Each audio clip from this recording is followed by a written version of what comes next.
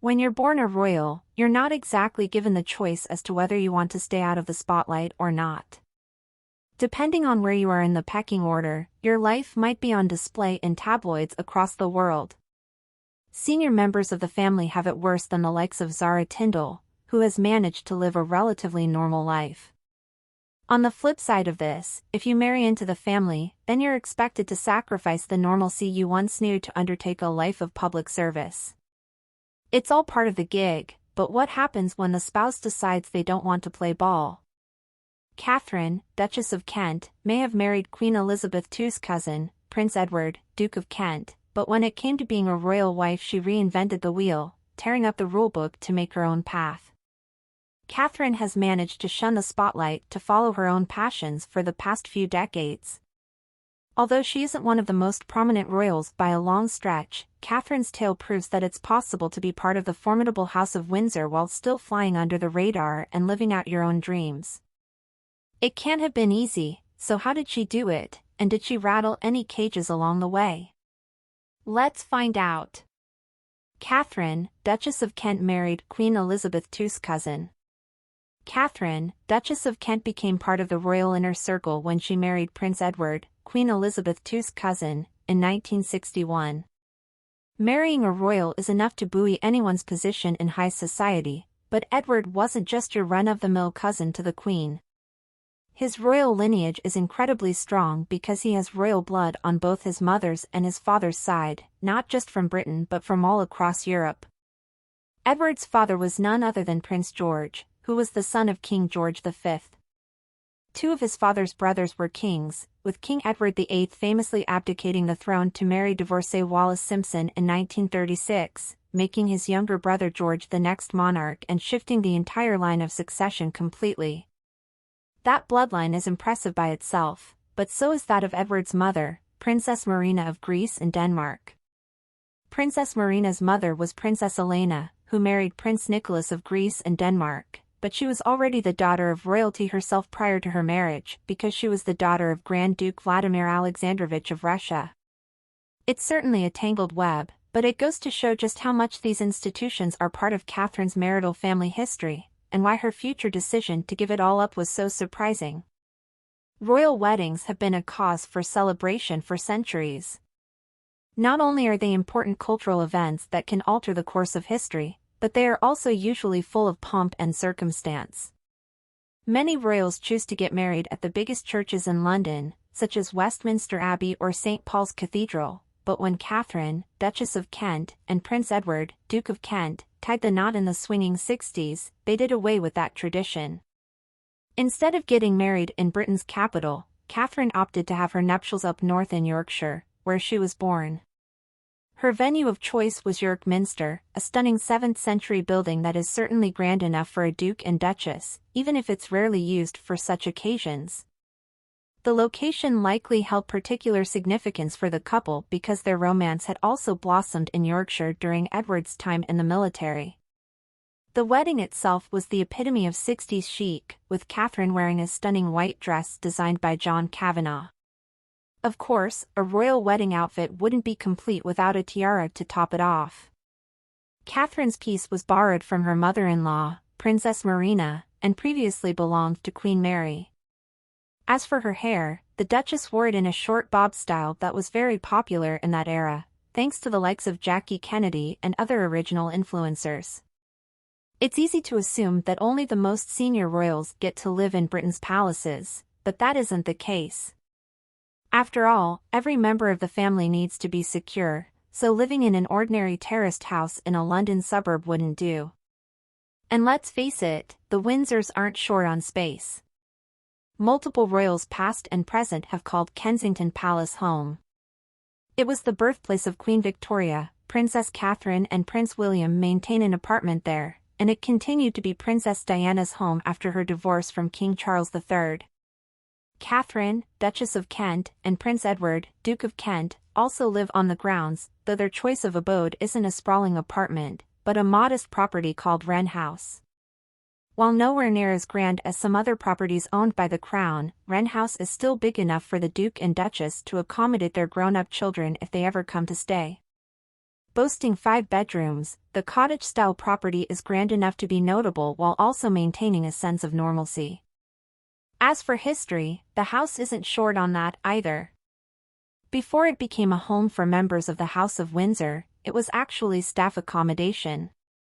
One imagines that the interior has probably changed a lot since then, but the Kents like to keep their home away from prying eyes, so we may never know for sure. Catherine, the Duchess of Kent, may have a royal husband, but she didn't come from a normal background either. While she wasn't born a royal, Catherine grew up in high society because her father was Sir William Worsley, 4th Baronet. As such, her childhood was inarguably charmed because she grew up at Hovingham Hall, a sprawling estate in Yorkshire's gloriously green countryside. Though Catherine may have left Hovingham Hall long ago, her family still owns the impressive property. Currently, her nephew, also named Sir William Worsley, is overseeing the management of the historical wonder, having taken over from his father.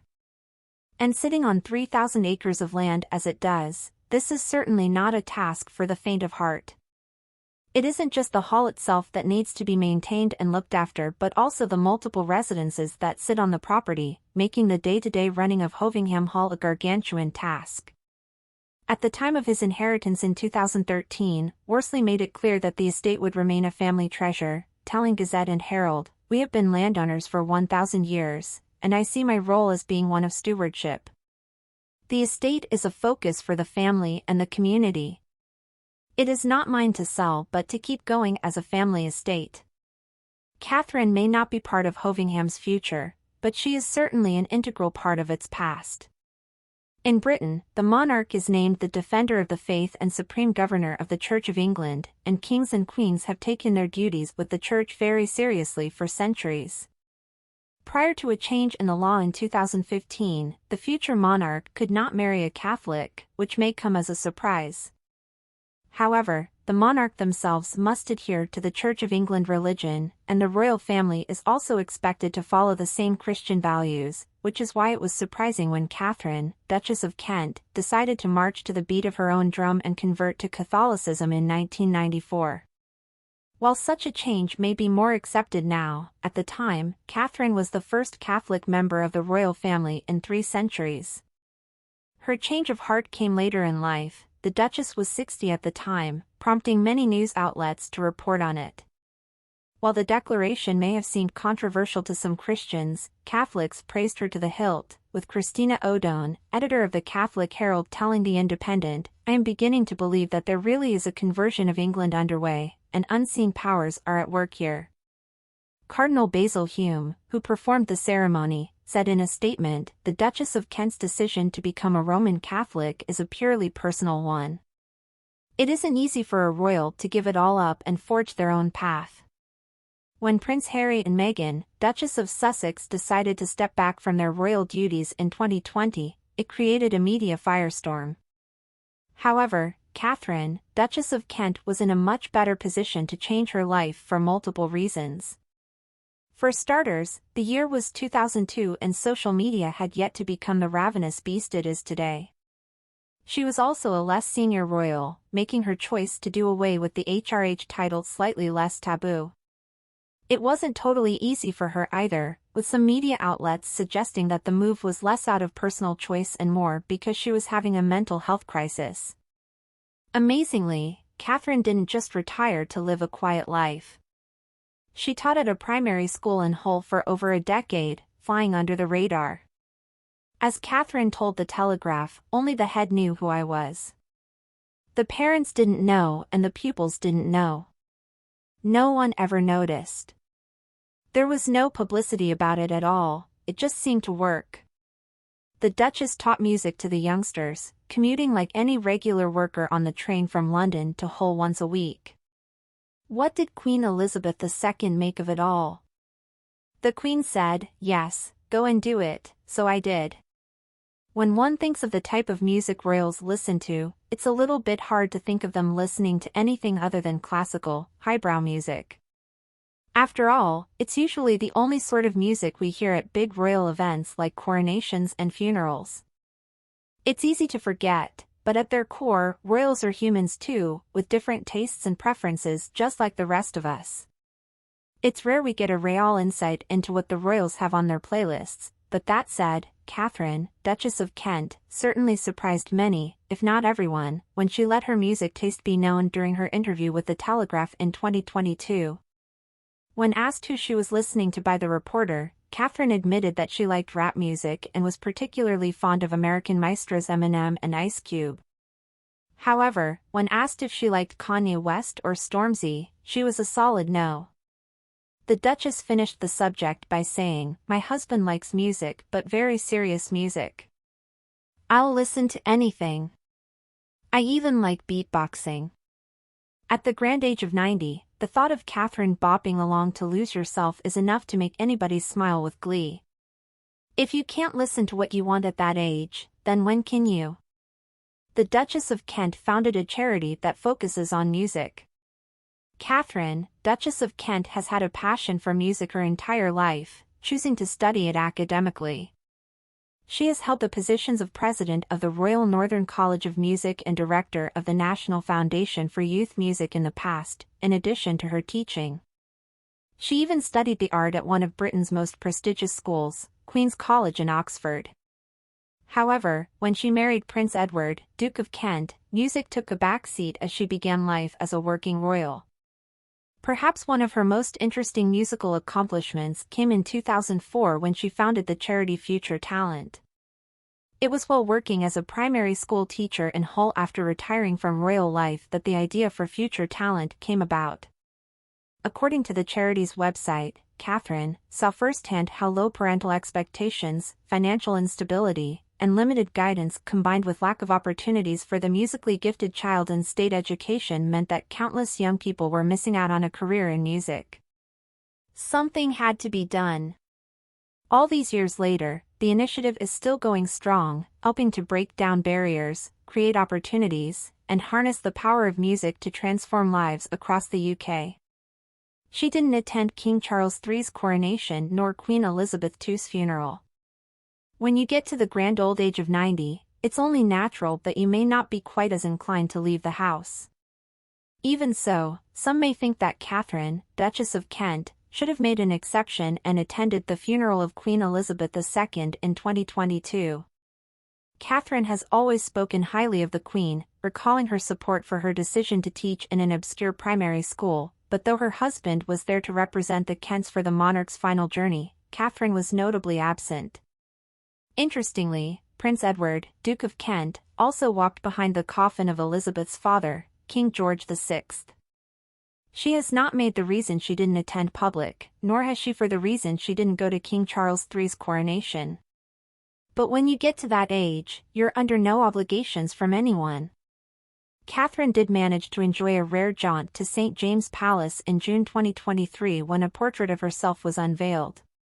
It was something of a family affair, with her daughter, Lady Helen Taylor, doing the honors while Catherine's husband, the Duke of Kent, was there by her side to celebrate their 62nd wedding anniversary. Catherine, Duchess of Kent, isn't shy when it comes to fashion. Royal fashion is among royalists' most discussed topics.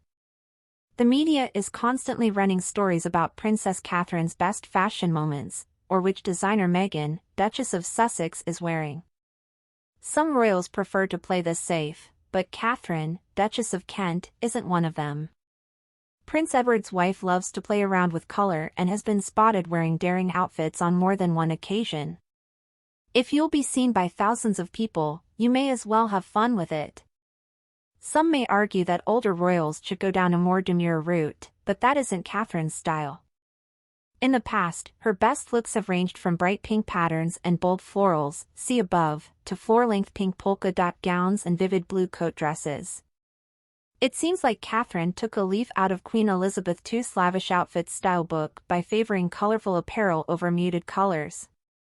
Even though the Duchess is rarely seen in public these days, when she does step out, she still exhibits the same flair she always has since entering the public eye back in the swinging 60s. Catherine may have shied away from the spotlight, but she still knows how to turn heads, no matter the event.